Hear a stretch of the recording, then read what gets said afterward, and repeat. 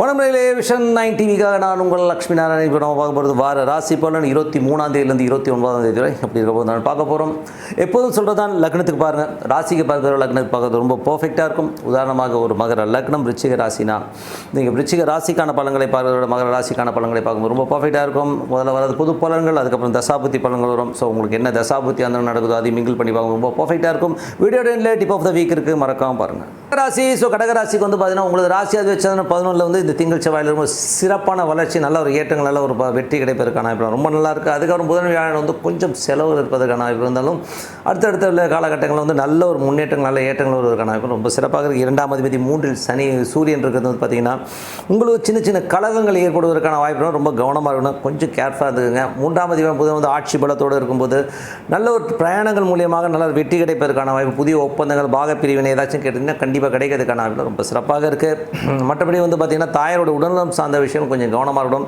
சில நேரங்கள் வந்து தாயார் வந்து ஒரு கொஞ்சம் விரக்தியாக பேசுகிற மாதிரி ஃபீலை கண்டிப்பாக ஏற்படுத்துங்க. ஸோ அதை மட்டும் கொஞ்சம் கேர்ஃபுல்லாக பார்த்துங்க. 4ஆம் சுக்கிரன் வந்து ஆட்சி பலத்தோடு இருக்கும்போது நல்ல ஒரு ஏற்றங்கள், நல்ல லாபம், ஏதாச்சும் சொத்துக்கள் வாங்குவதற்கான வாய்ப்புலாம் ரொம்ப நல்லா இருக்குங்க. ஸோ எல்லாமே ரொம்ப நல்ல விஷயந்தான். அதுக்கப்புறம் பார்க்கும்போது உங்களது 5ஆம் அதிபதி, ஸோ 5ஆம் அதிபதி செவ்வாய் வந்து உங்களுக்கு வந்து 12 இருக்கும்போது குழந்தைகளுக்காக நிறைய செலவு பண்ணுற மாதிரி விஷயங்களை நிறைய ஏற்படுத்தும். ஸோ சின்ன சின்ன விஷயங்களுக்கு செலவு பண்ணாலும் அடுத்த கட்டத்துக்கு போகிறதுக்கான வாய்ப்பு ரொம்ப சிறப்பாக இருக்குது. 6ஆம் அதிபதி குரு வந்து 11 இருக்கும்போது பெருத்த லாபங்கள், பெரிய வெற்றிகள் கிடைப்பதற்கான வாய்ப்பும் ரொம்ப சிறப்பாக இருங்க. அது செவ்வாயோட சாரத்தில் போனாலும் வேலையில் வந்து பார்த்தீங்கன்னா நல்ல ஏற்றுக்கு நல்ல லாபங்கள் வருவதற்கான வாய்ப்பும் ரொம்ப சிறப்பாக இருக்குது. உங்களுக்கு 7ஆம் அதிபதியான சனி வந்து 8இல் இருக்கும்போது 7-8 நாளே கணவன் மனைவிக்கு சின்ன சின்ன ஒரு கருத்து வேறுபாடு, டென்ஷன்ஸ் வர்றதுக்கான வாய்ப்பில் ரொம்ப கவனமாக இருக்கணுங்க. ஒரு சாதாரணமாக இருக்கிறவங்களுக்கு கூட சின்ன சின்ன வாக்குவாதங்கள் இந்த மாதிரி வர்றதுக்கான வாய்ப்பில் ரொம்ப கவனமாக இருக்கக்கூடிய ஒரு காலகட்டங்கள். அதுக்கப்புறம் பார்க்கும்போது உங்களது 9ஆம் அதிபதி குரு, ஸோ 9ஆம் அதிபதி குரு வந்து 11இல் இருக்கும்போது நல்ல லாபங்கள், நல்ல ஏற்றங்கள், வெளிநாடு வெளியூர் போகிறதுக்கான வாய்ப்பு ரொம்ப சிறப்பாக இருக்குங்க.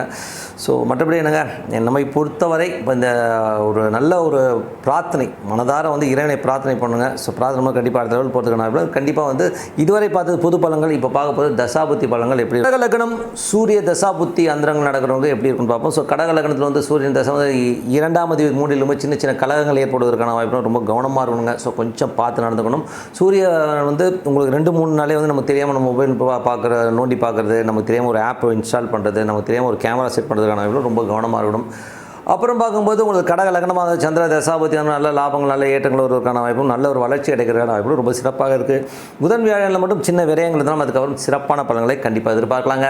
அதுக்கப்புறம் பார்க்கும்போது உங்களது கடக லக்னமாக வந்து செவ்வாய் தசாபதி, செவ்வாய் வந்து 12 இருக்கார்.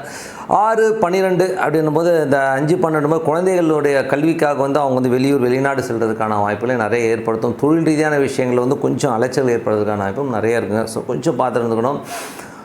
அதுக்கப்புறம் பார்க்கும்போது உங்களது கடக லக்னமாக இருந்து ராகு தசாபுத்தி, ராகு வந்து பார்த்திங்கன்னா உங்களுக்கு வந்து என்ன மாதிரி விஷயம்னா 9இல் இருக்க ராகு வந்து உங்களுக்கு வந்து இப்போ சனியுடைய சாரில் போகும்போது கொஞ்சம் கவனமாக இருக்கணுங்க. வெளிநாட்டில் இருக்க வந்து சின்ன சின்ன விரக்திகள் ஏற்படுறதுக்கான வாய்ப்புகள் இருக்கும். ஏன்னா வந்து 8 சம்மந்தப்பட்ட 9 வந்து கொஞ்சம் பிரச்சனையாகிறதுக்கான வாய்ப்புலாம் கொஞ்சம் கவனமாக இருக்கணும். கொஞ்சம் பொறுமையாக இருக்கிறது ரொம்ப ரொம்ப நல்லது. இது எல்லாருக்கும் நடக்கும்னா எல்லாருக்குமே நடக்குது. கடக லக்னமாக இருந்து ராகு தசாபுத்தி அந்த நடக்கும், மற்றவங்களாம் ஒன்றும் பிரச்சனை கிடையாதுங்க. அதுக்கப்புறம் பார்க்கும்போது கடக லக்னமாக இருந்து குரு தசாபுத்தி அந்தரங்கள், ஸோ குரு வந்து பார்த்திங்கன்னா உங்களுக்கு வந்து 11 இருக்க நல்ல லாபங்கள், நல்ல ஏற்றங்கள் தருவதற்கான வாய்ப்பும் ரொம்ப நல்லா இருக்குது. அதுவும் வேலையில் இருக்கிறவங்க வந்து நல்ல லாபங்கள், நல்ல வேலை கிடைக்கிறதுக்கான வாய்ப்பும் ரொம்ப சிறப்பாக இருக்குது. அதே நேரத்தில் வந்து வெளிநாடு சார்ந்த உறவுகளில் வந்து நல்ல லாபங்கள், நல்ல ஏற்றங்கள் வரதுக்கான வாய்ப்பு ரொம்ப சிறப்பாக இருக்குது. ஃபாரினுக்கு போகணும்னு நினச்சிருந்தோம், ஃபாரின் போகிறதுக்கான வாய்ப்புகளை கண்டிப்பாக ஏற்படுத்தும். அதுக்கப்புறம் பார்க்கும்போது கடக லக்னமாக இருந்து சனி தசாபத்தினா சனி வந்து 7ஆம் அதிபதி 8இல் இருக்கும்போது நிறைய கணவன் மனைவிகளோட சின்ன சின்ன ஒரு கான்ட்ரவர்சிஸ் வர்றதுக்கான வாய்ப்புகள் இருந்தால் அது விபரீத ராஜயோகமாக மாறுவதற்கான வாய்ப்புகள் நிறைய இருக்குது. ஸோ இதில் வந்து விபரீத ராஜயோகன்றது எப்படின்னா 8-11 சம்மந்தப்படும் போது கண்டிப்பாக விபரீத ராஜயோகம் சொல்லுவோம். ஸோ அதனால் வந்து பார்த்திங்கன்னா யாருக்காவது உங்களுக்கு வந்து பார்த்திங்கன்னா அடுத்த லெவல் போகணுன்னா அந்த விபரீத ராஜயோகம் இருக்கணும்னா கேட்காம ஒரு பணம் வர்றது, திடீர் அதிர்ஷ்டங்கள் மூலியமாக பணம் வர்றது, நம்ம கொடுத்த காசு வந்து இப்போ கொஞ்சம் உழுக்குனீங்கன்னா வருவதற்கான வாய்ப்பு ரொம்ப சிறப்பாக இருக்குங்க. ஸோ அது வந்து ரொம்ப சிறப்பான விஷயங்கள். அப்புறம் கடக லக்னமாக இருந்து புதன் தசாபதியான புதன் வந்து பார்த்திங்கன்னா உங்களுக்கு வந்து 3இல் வந்து நல்ல ஒரு ஆட்சி படுத்தணும், புதிய ஒப்பந்தங்கள் மூலியமாக பெரிய பணம் வருவதற்கான வாய்ப்பு, நல்ல லாபங்கள் வருவதற்கான வாய்ப்பு ரொம்ப சிறப்பாக இருக்குது. அதுக்கான அலைச்சல்கள் ஜாஸ்தி இருக்கும், கொஞ்சம் பிரயாணம் மேற்கொள்வதற்கான வாய்ப்பும் நிறைய இருக்குங்க. கடக லக்னமாக இருந்த கேது தசாபதி, கேது வந்து பார்த்திங்கன்னா உங்களுக்கு 3இல் இருக்கும்போது நல்ல விஷயங்கள், ஏற்றங்கள் வருவதற்கான வாய்ப்புலாம் ரொம்ப சிறப்பாக இருக்குது. கூடவே வந்து புதன் இருக்கும்போது சில நேரத்தில் சின்ன சின்ன மன எழுச்சிகள் வந்தாலும் அதுக்கப்புறம் எல்லாமே கிளியராக இருக்கான வாய்ப்பு ரொம்ப சிறப்பாக இருக்குது.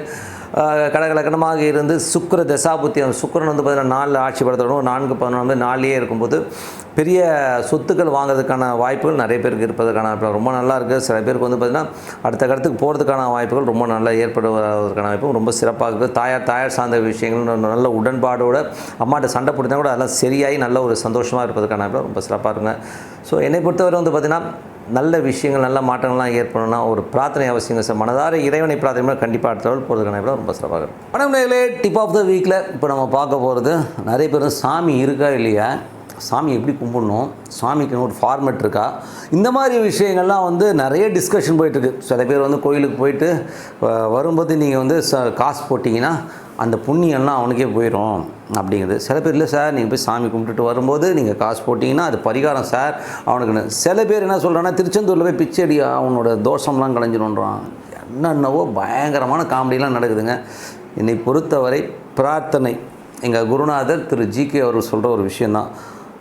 பரிகாரம் எல்லாருக்கும் படிக்குமா அப்படின்னா, உங்களுக்கு அஷ்டமாதிபதி திசையோ செவ்வாய் பார்வையுடைய, நான் வந்து ஜாதக ரீதியாக சொல்கிறேன் ஓகேங்களா. ஸோ அந்த மாதிரி பார்வை இருந்தாலோ இல்லை உங்களுக்கு உங்கள் ஜாதகத்தில் அஷ்டமாதிபதி பார்வையோ தொடர்போ இருந்து ஒரு தசை நடக்கும்போது நீங்கள் அதை பரிகாரம் பண்ணிங்கன்னா உங்களுடைய பிரச்சனை பெருசாகுமே ஒழிய சின்னது ஆகாது. நல்லா புரிஞ்சுக்கங்க, சின்னது ஆகாது, இன்னும் பெருசாகும். அப்போ என்ன பண்ணலாம் அப்படின் போது என் குருநாதர் சொன்னது தான் பிரார்த்தனைங்க.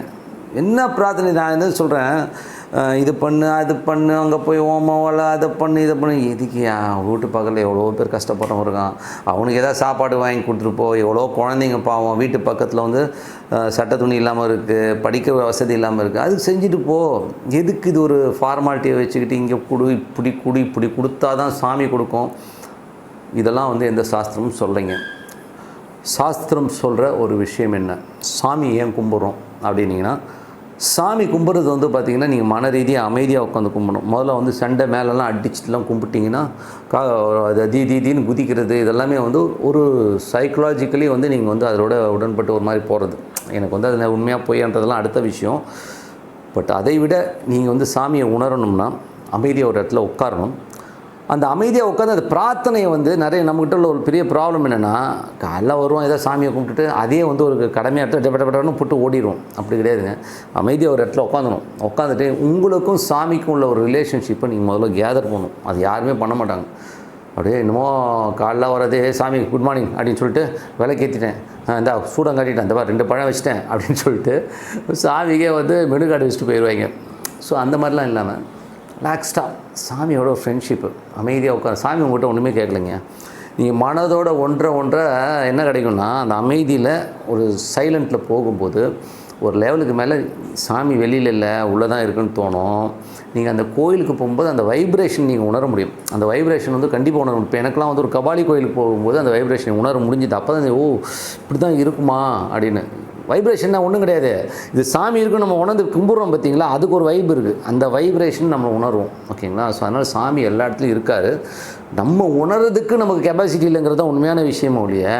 அதுக்காக இந்த தோஷங்கள் இதெல்லாம் இருக்குன்னா நிறைய தானங்கள் பண்ணுங்கள். ஸோ உங்கள் ஜாதக ரீதியாக வந்து இந்த கர்மா இருக்குன்னா அந்த கர்மாவுக்கு வேண்டிய தானம் பண்ணிட்டு போங்க, பிரார்த்தனை வைங்க. சாமிகிட்ட போயிட்டு வந்து நீங்கள் வந்து இந்த பரிகாரம்னு போனீங்கன்னா லட்சக்கணக்கில் பிடுங்கிறதுக்கு நிறைய பேர் இருந்தாலும், என்னை பொறுத்தவரை பிரார்த்தனை மனதார வந்து இறைவன்கிட்ட பிரார்த்தனை பண்ணிவிட்டு சரணாகதி அடைஞ்சிருங்க.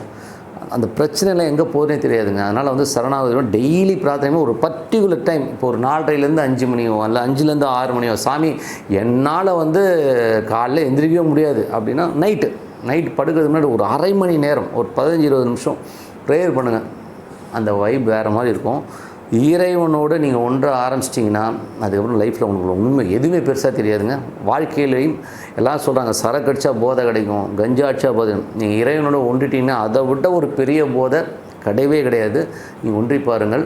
ஏன்னா என் லைஃப்பில் நடக்குது. என் லைஃப்பில் வந்து அந்த மாதிரி விஷயங்கள் வந்து நடக்கும்போது நான் வந்து சாமி திட்டினார். இத்தனைக்கும் சாமி வந்து கண்ணாமண்ணம் திட்டினாலும், ஏன்னா எனக்கு எந்த வழியும் இல்லையே தெரியலேன்னு சொல்லி திட்டினேன். ஏன்னா எனக்கு எந்த தொழிலுக்கு போவேன் என்ன பண்ணுவேன், ஆனால் இன்றைக்கி எனக்கு நேரமே இல்லை. ஸோ அந்தளவுக்கு பிஸியாக கொடுத்துருக்காரு. ஆனால் காரணம் என்னென்னா இறைவனை உணரும் பொழுது நம்ம அமைதியாயிரும். ஸோ அதனால் மனதார இறைவனை ஒன்றி உங்களுக்கு எந்த சாமி பிடிக்குதோ அதனால தான் அடிக்கடி சொல்லுது, பிரார்த்தனை பண்ணுங்க போதுங்கன்னு. பிரார்த்தனை பண்ணோன்னு ஒரே சாமியை பிரார்த்தனை பண்ணு, அதோடு ஒன்றி போகும்போது வேறு லெவலில் உங்கள் லைஃப் போய் உட்கார வைப்பாங்க. அதுக்கப்புறம் நீங்களே நினச்சி பார்த்தீங்கன்னா ஏய் நம்ம லைஃப் இப்படி மாறி இருக்கான்னு சொல்லி கண்டிப்பாக நினைக்க தோணும். அதனால் வந்து சும்மா மூடத்தனமாக அங்கங்கே போகாமல் மனசார இறைவனை பிரார்த்தனை பண்ணுங்கள். செம லைஃபுங்க, செம லைஃபு. நீங்கள் அதை பிரார்த்தனையை நீங்கள் பண்ணிகிட்டே வாங்க. அதுக்கப்புறம் உங்களுக்கு வழிகாட்டுறதுக்கு நிறைய பேர் ஆட்டோமேட்டிக்காக உங்களுக்கு டோர்ஸ் ஓப்பன் ஆகுன்றது உண்மையான விஷயம் சொல்லிட்டு உங்களது விடைபெறுவது உங்கள் லட்சுமி. நன்றி, வணக்கம்.